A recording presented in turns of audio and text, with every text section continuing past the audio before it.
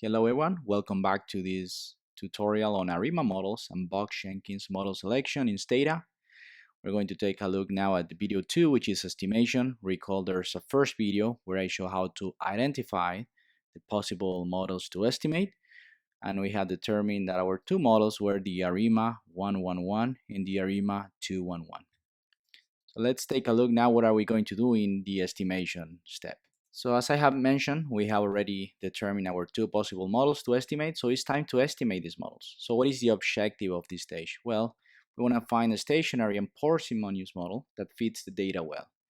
So which model is better? How are we going to know whether the Arima 111 or the Arima 211 is better? We're going to take a look at the following model selection criteria. We're going to compare the significance of the ARMA components. Then we're going to be comparing the Akaike and the Bayesian criterions.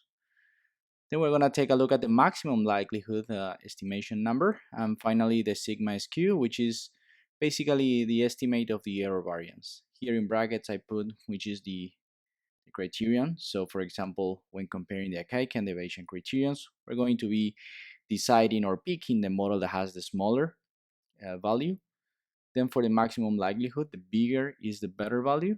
And finally, when we are talking about the error variance, we will want that to be the smallest possible, right? So we're going to be selecting the smaller.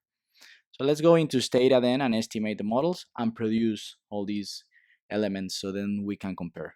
In Stata, what we are going to do is to estimate the two models, the Arima 111 and the Arima 211. In order to do so, we can type a command, or what we can do is from the menu, we're going to go into statistics. We're going to scroll down until time series. And from here, we're going to select Arima and Armax models. I'm going to select this option, and the following options are going to appear. I'm going to type in the dependent variable. I'm going to select CPI, that's our model of interest. And we first want to estimate our Arima 111. So here, Stata is asking me, what's the order of P? We know it's 1. It's asking me how many times we need to difference the variable to make it stationary. I'm going to select 1. And finally, what's the order of the moving average component, the Q? I'm going to select 1 as well. In case, this is not the case for our model, but in case your model doesn't need a constant, you can always suppress it selecting this option in here. But I'm not going to select it for now. I'm gonna hit OK now. And you can see that now Stata has produced the results. So the items here, you can see that Stata, after we have estimated the model, is giving us the command. So we can copy and paste this in our do file. This is the command for the Arima models. So I'm going to copy it for now. And the things that you have to take into consideration from this model are the following. This is the log likelihood value. Here are the coefficients of the AR component, of my MA component, and also the coefficient of the constant.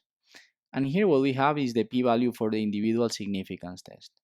As you recall from the first video, what I have explained from the individual significance test is that if the value is smaller than 0.05, these elements are going to be significant. So we can see that in this case, both the AR, the MA component are significant, and also the constant. The last thing that we want to do in here is type stat and then type IC. And what this is going to produce is the Akaike and the Bayesian criterions. So also these are all values that we are going to put into a table so we then can compare both models. Now it's time to estimate our second model.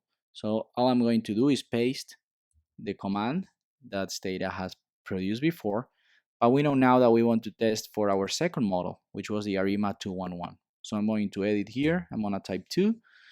So now we have here our Arima 211 model. I select enter, and here Stata has produced the results.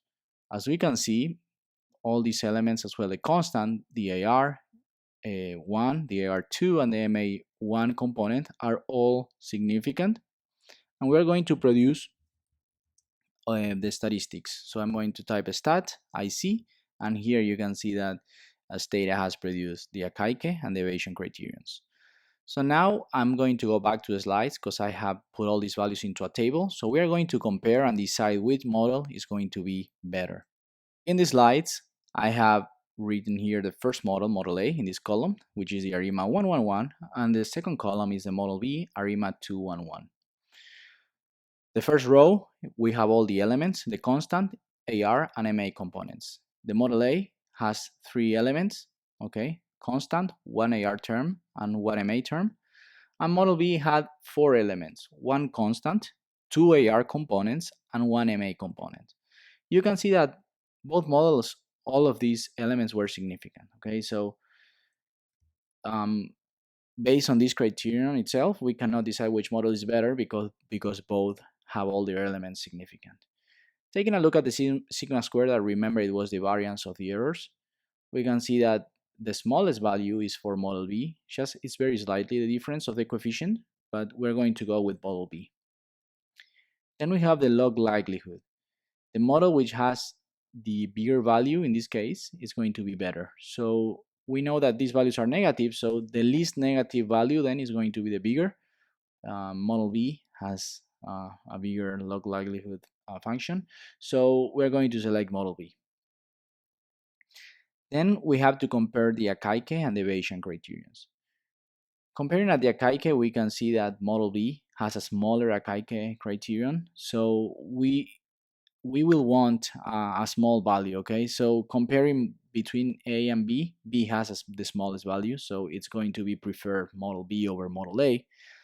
And finally, taking a look at the Bayesian criterion, also the smallest value is going to be preferred. In this case, model A has a smaller value than model B. Taking a look then at overall, the best model is going to be model B. We are indifferent between the first, but based on the sigma square log likelihood and Akaike, we have preferred model B over model A. The reason why the Bayesian criterion is here a bit smaller than in model B is because the Bayesian criterion penalizes more than the Akaike for including more lags. Because this particular example, we have worked in model A with an Arima 111 and model B at 211. Here the Bayesian is going to be saying, okay, I prefer a bit this model because it has less lags, less elements. It's more it follows more the parsimonious concept, the Bayesian criterion. So including more lags using the Bayesian criterion is going to be penalizing more the inclusion of more lags. So that's pretty much the explanation for this video. We have estimated both models. We have decided that model B is preferred over model A based on all these statistics. So now in my next video, we're going to be checking for the residuals. We have to ensure that they are white noise. And finally, we're going to be forecasting. Okay, so for those of you who haven't watched the first video, I invite you to watch the first video and of course, watch the last video where I'm going to be wrapping up all these concepts. So thank you very much for watching. I hope this was useful, and I invite you also to subscribe to my channel. I'm going to be submitting a lot more content related to applied time series and econometrics related to economics topics using Stata and using views. So, well, thank you very much for watching.